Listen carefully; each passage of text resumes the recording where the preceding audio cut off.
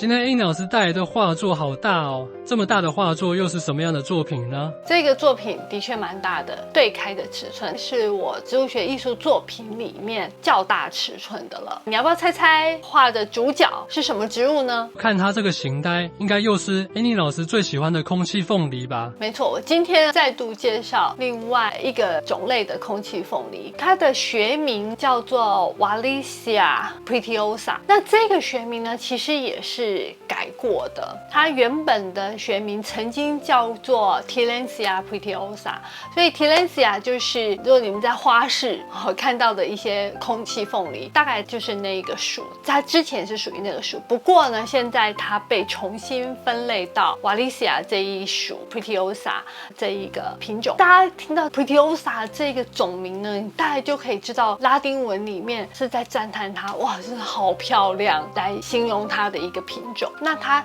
怎么个漂亮法呢？这一个种类的空气凤梨非常的巨大，也是有一个很清楚的莲花座。它的叶子不再像我前面介绍的2幅蜻蜓凤梨一样，蜻蜓凤梨叶子蛮硬的，叶缘有硬刺。这个品种的空气凤梨的叶子没有，它比较属于长形，质地也稍微软一些，叶缘没有硬刺，颜色是以深绿来呈现。其实说实在的，它虽然是深绿，但它这个品种的空气凤梨在强光底下，它的叶子会泛紫，从绿然后到往紫的这个过程其实蛮漂亮的。不过我在画它的时候，它的叶子还是属于深绿的状况。那它最吸睛的呢，会是花的部分。它这整株呢没有茎，所以呢它的花梗就是从这里就开始往上。为什么我会画这么大一幅呢？是跟它的这个花梗很巨大有很大的关系。这个花梗可以大到50公分，以这么大的 size 都没有办法画到1:1，都稍微缩小一点了呢。好，那在这么大的花梗上面呢，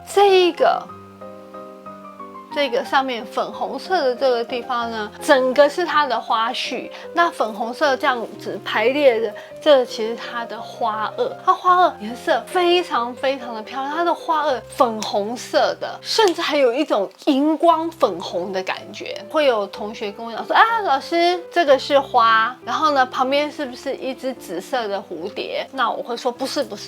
这每一个是花萼，这一整排的花萼呢，大概有20-30公分长，10几公分左右宽，所以是很大的一个，很像球拍这样子。大概全部呢可以开到约18朵花以上。那这个呢，紫色呢就是它的花，这3个才是它的花瓣。花瓣中间呢好像有一个白色的眼睛，这才是它的花器。那如果说你在花市里面呢，也会看到长得有点像这个球拍，但是是小球拍，你就想想看，你这个球拍的5倍到10倍左右，这么大的一个，这整个花序它就这么大，荧光粉红。这株植物呢，它的分布地是在厄瓜多尔，是它的原生地，大概是这个样子的。我那时候用的媒材是亚克力颜料。当我在用亚克力颜料想要表现出粉红或者是荧光粉红的时候，其实难度相当的高，尤其是要表现出它那个荧光度，好像能够自己发光，其实是有一点难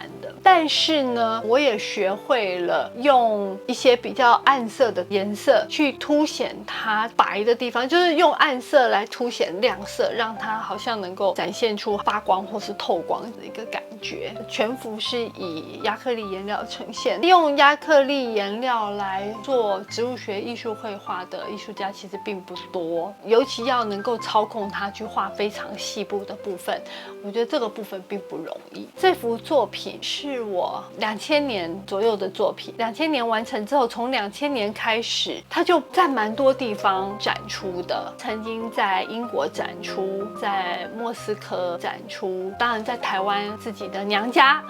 也展出过。今年在印尼植物学艺术协会的植物奥德赛展当中呢，也展出过，非常受喜爱的一幅作品，大概是我的作品当中属于非常 timeless， 非常没有时效限制的一幅画在不同的展出当中都会被选出来，然后一直在大家的眼中呈现。到俄罗斯莫斯科这样子寒带国家，一直到印尼这样子的热带国家，这样子的一幅作品都蛮受欢迎的。这大概是这幅画里面的一些特色。因为英妮老师常常画的植物都是我们生活周遭比较少见到，是怎么遇到这一株植物呢？这个是专业藏家自己的私人珍藏，亲眼所见，在被百般呵护的一个环境里面，看到它生长得非常的好，也非常的健康。这是花萼嘛，所以即便花期过了之后，这个花萼都还是呈现一样的这个色泽，所以你就会感觉说，哦，它花期好长哦，但其实不是，就是每一次看到都会被惊讶到，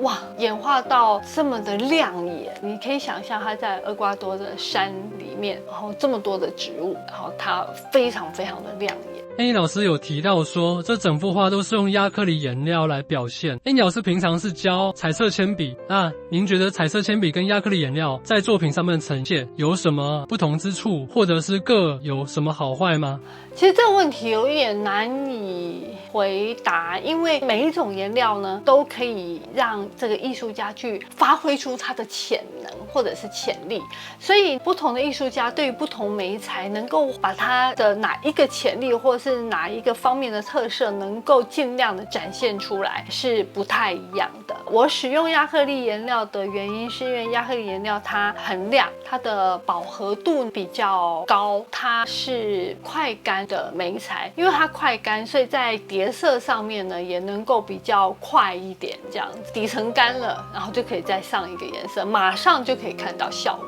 但是毕竟它是比较属于湿性的媒材，就是要加水的，比较湿性的。那我教的色铅笔是油性色铅笔，它是属于干式的媒材，然后干式的画法会不太一样。那个时候的我喜欢作品的表达方式，饱和度高的，能够忠实呈现我眼睛看到颜色的程度，不把它表现到跟我眼睛看到的一样，我就觉得还没画完。所以这两种颜料在我手里面都是要发挥出彩度的。在电脑上面看过英妮老师的这一幅图，那现场看到这么大幅，的确感觉很震撼。那想问英妮老师，在做这幅画作比较大幅的植物学艺术上面，有没有遇到什么困难，或者是有想从事这么大幅植物学艺术创作的朋友一点建议呢？我那个时候画这么大幅作品呢，我只能用一句成语来形容，叫做初生之犊不畏虎。没有想那么多，就很直觉的，因为这个植物很大很震撼，那我就要把它画得很大很震撼，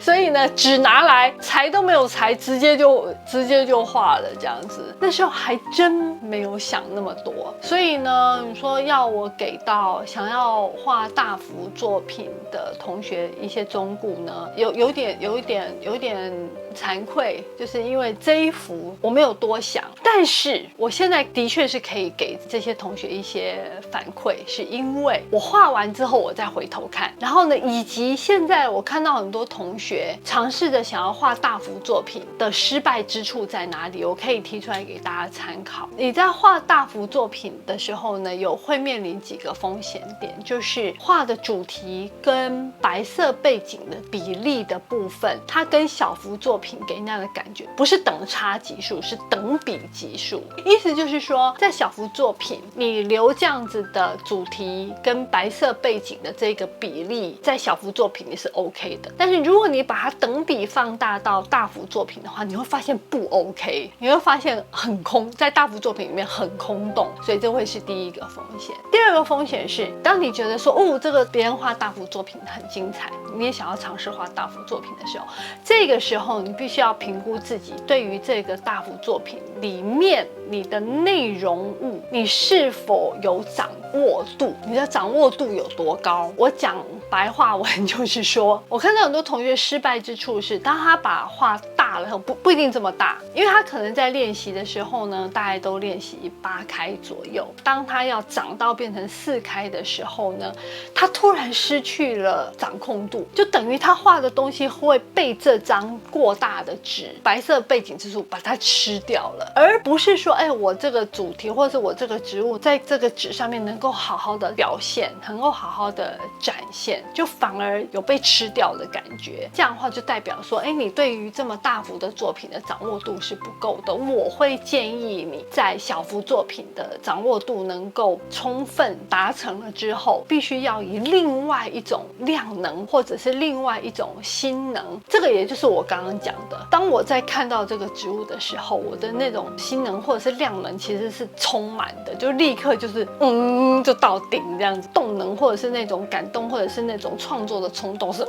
一下到顶的。所以我没有经历过这样子的过程，我就是因为利用那个到顶的那种动能就下去画了呢，它就一次成功，就一次就呈现出来。那如果不是这样子的同学，我会建议你就是一步一步慢慢走，否则画到了那么大，然后你发现我无法掌握，我变得很脆弱，我反而是被这么大的空间好像被它吃掉或被它侵蚀的时候，对于你创作的信心可能会有一些的影响。那你这时候你就再回来，再重新准备好，再去上一个台阶。所以你会看到很多的艺术家他画大幅的作品，你不要去想说这大幅比较好画这样子 ，no， 画大幅的作品那种气势、那种心能或是那种量能是另外一个层次的事情。那今天Annie老师也介绍了植物，那也介绍他的创作过程。再次感谢Annie老师把这么稀有、这么美丽的植物，好用绘画的方式呈现给我们。不然我们去哪里看这些植物呢？那今天就大概这样。好，谢谢大家，